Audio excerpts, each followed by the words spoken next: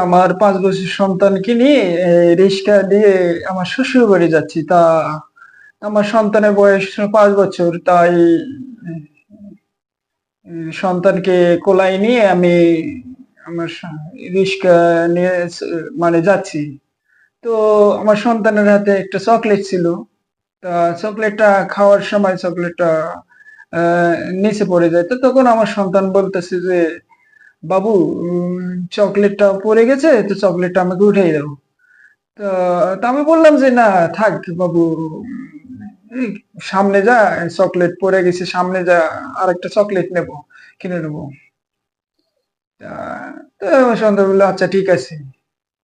এখন কিছুদূর যাওয়ার পরে আমার ছেলে তো আমার কোলায় ছিল। তা আমার স্ত্রী নিচে পড়ে যায় আরকি রিস্কার থেকে।